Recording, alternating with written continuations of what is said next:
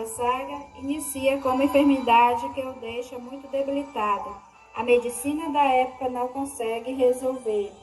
Ludogero era um homem vigoroso. Agora se encontrava em uma fraqueza extrema e febril. Informaram a ele de um homem que morava próximo de Chapadinha, no lugar por nome Quaresma, o qual poderia curá-lo daquela enfermidade. Sem perca de tempo, mesmo muito debilitado pela enfermidade, segue para encontrar o homem que lhe indicaria o remédio para a cura daquela enfermidade. Chegando à casa do referido homem, que era conhecido como Mundico, logo foi atendido. O homem lhe receitou alguns remédios, 12 comprimidos de um remédio e 100 comprimidos de outro. Quando o irmão Ludogero estava saindo, Mundico lhe diz que os remédios poderiam falhar, e na ocasião ele tinha que procurar outro remédio, que segundo ele não falharia. Assustado, ele pergunta: mas qual é esse remédio?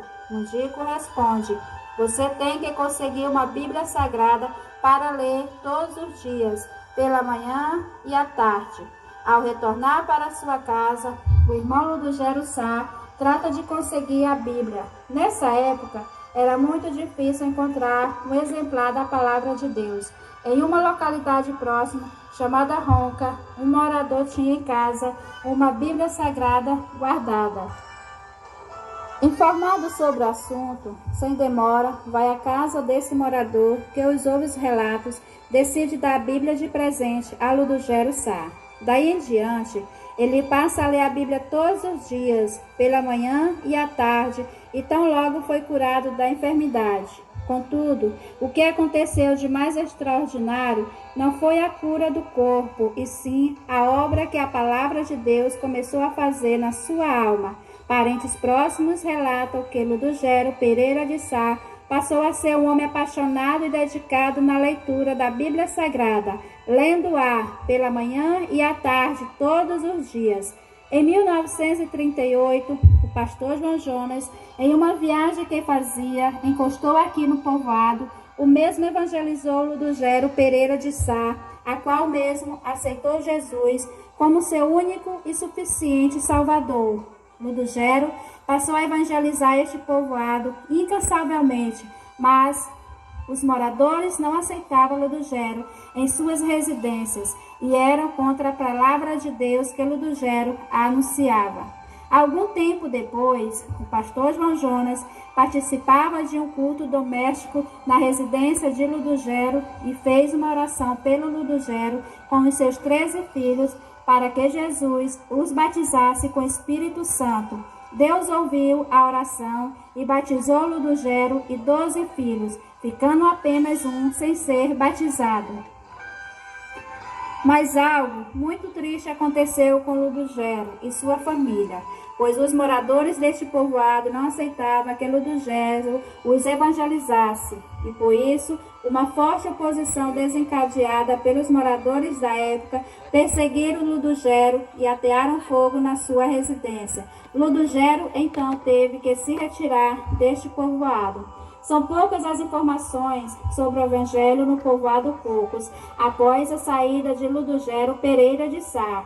Muitos anos se passaram e a obra de Deus aqui estava parada.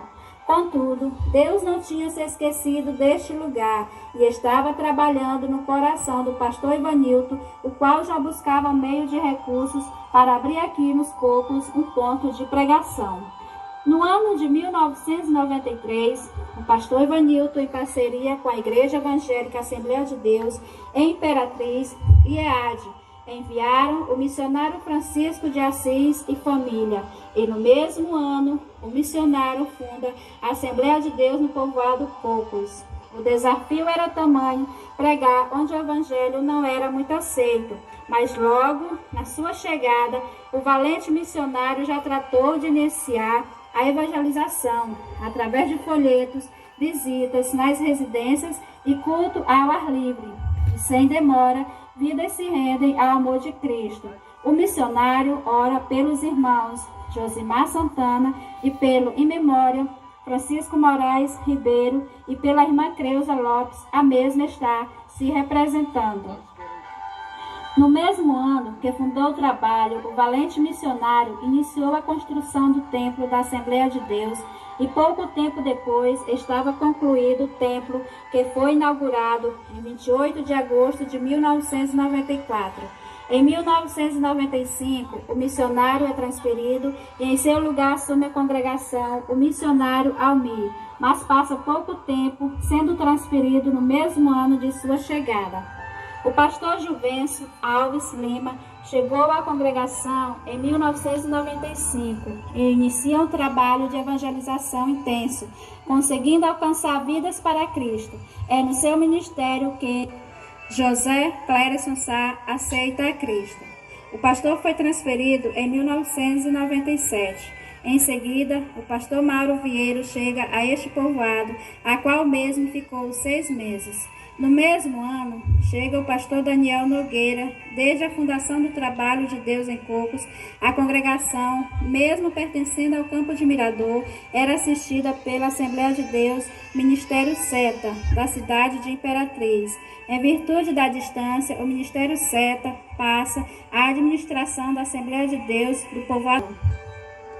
O pastor Daniel filia-se a SEADEMA e em 2002 encerra seu ministério no povoado Cocos.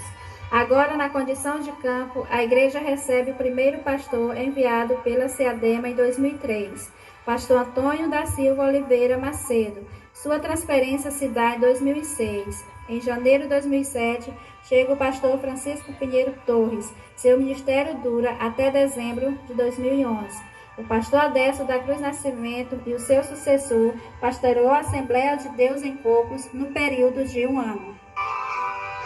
Em janeiro de 2013, chega o pastor Valdemar Silva de Carvalho. Sendo transferido, chega a este povoado em abril de 2018, pastor Reginaldo Santos Bezerra. Sendo transferido em junho de 2019, assume novamente este campo o pastor Adécio Cruz do Nascimento, sendo transferido em agosto de 2021. Em agosto do mesmo ano, chega neste povoado o atual pastor desta igreja, Francisco Pedro Dourado Rodrigues, com os missionários Jonathan Souza e Denilson da Silva.